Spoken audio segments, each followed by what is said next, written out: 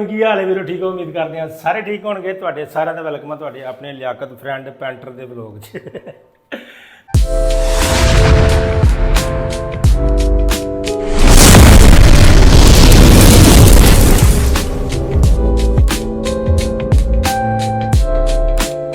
जनाब अज हैगा दिन हफ्ता उम्मीद करते हैं तुम सारे ठीक हो कि नहीं ठीक है। आ देखो मेरा ना सलाबा चढ़ गया सी, इसको सलाबा चढ़ गया था तो ना घर वालों ने कहना आप घर में बेले रहते हैं तो ये तो कर लो। तो फिर ना कल मैं गया शहर गया हुआ था तो उधर से ना 2 पेंट की बाल्टियाँ लेके आया हूँ। तो मैंने कहा कि इसको कर लें ठीक है। तो आज मेरा सारा ब्लॉग जरा ना इतने घर में ही होगा ओके। अब खाओ मेरे कैमरामैन साहब की बनया पिया इन्ने पैसे ला के मुड़ के सलाबा चढ़ के तो की होना इन्हों नहीं तो साफ सूफ करांगे। जोड़ा काम पेंट वाले करते हैं ना अलहमदुलिल्लाह हर फन मौला यस लियाकत अली तो इन्हों के पटीन भरांगे जोड़े केल कुल लगे से देखना इन्ने पैसे लाए आ तो फिर भी सीमट की थां ते रेत ही ठोकी है। मेरे मूँह हुण गालां तो मैं नहीं कड्ढणियां लेकिन बदवावां निकलदियां ने बाय टाइम किसी शै दी मैं कमी नहीं आउण दित्ती। मिस्त्री राजी हर शै राजी लेकिन उन्होंने ना प्लस्तर करन लगे फिर आ केल ठोकना तो हर शै बाहर आ जाती है। तो इधर सीगा इधरली साइड ते ना इन्नी जगह ते आ साडे नाल दे गवांढी है तो उन्हां दी ना छत आ इत्थे इस जगह ते ना तो उन्हां दा परनाला पैंदा सी इधरों पिछली साइड तो तो वो बारिशां पिछे जे वाह हुई तो वह परनाला इधरली साइड ते सीगा उन्हां दा पिछला जिहड़ा कमरा ना वो छत इन्नी उच्ची है पिछों इत्थों इस नुक्कड़ तो स्टार्ट होंदी है ठीक है। तो वो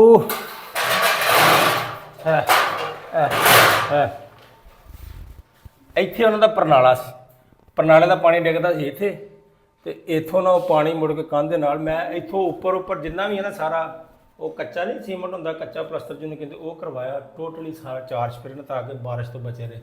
यह जोड़ा इन्ना हिस्सा ना ये भी करवाया सी लेकिन इत्थों ना फिर पानी पिया पानी पैन की वजह तो आ वेखो दराड़ भी आ गई है सीमेंट के ते सारा सलाबा चढ़ गया।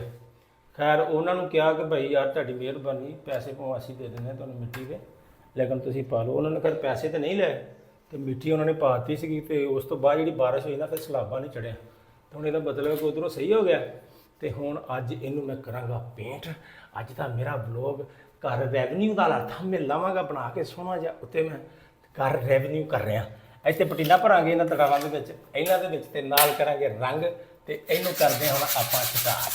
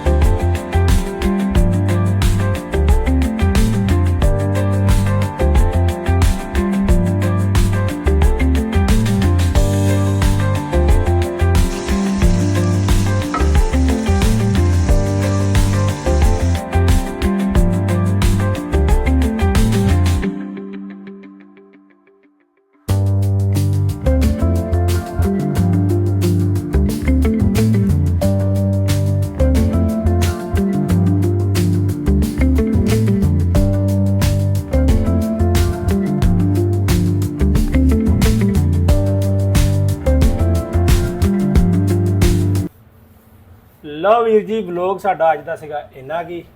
ਸਾਰਾ ਦਿਨ ਤੁਹਾਨੂੰ ਪਤਾ ਘਰ ਦੇ ਕੰਮ ਹੀ ਕਰਦੇ ਰਹੇ ਆ। ਤੇ ਇਹ ਹਾਲੇ ਜੀ ਬੱਚੀਆਂ ਦਾ ਕਮਰਾ ਜੀ, ਉਹ ਕਹਿੰਦੇ ਜੀ ਪਿੰਕ ਕਲਰ ਕਰਨਾ, ਪਿੰਕ। ਉਹ ਪਿੰਕ ਕਰ ਰਹੇ ਆ। ਮੇਰੇ ਵਾਲਾ ਕਮਰਾ ਤੇ ਗਿਆ ਹੋ, ਤੇ ਬਾਹਰ ਹਾਂਡੀ ਮੇਰਾ ਵੇਟ ਕਰ ਰਹੀ ਹੈ ਚਿਕਨ। ਆਖੇ ਜੀ ਉਹ ਵੀ ਤੁਸੀਂ ਪਕਾਉਣਾ।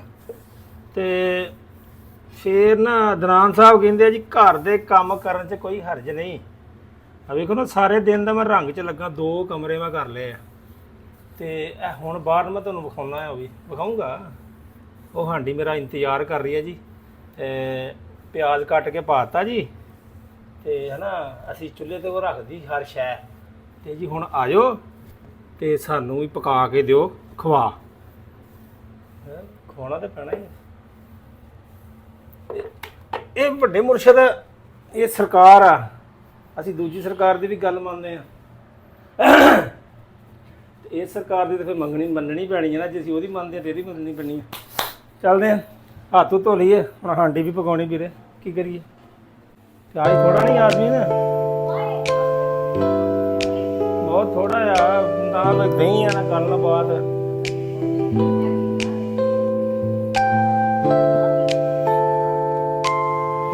ਅਚਾਰ ਨੂੰ ਭੁੱਜ ਲੈਣਾ ਜਦੋਂ ਮਸਾਲਾ ਨਹੀਂ ਬਣਨਾ। ਹਾਂ ਮਸਾਲਾ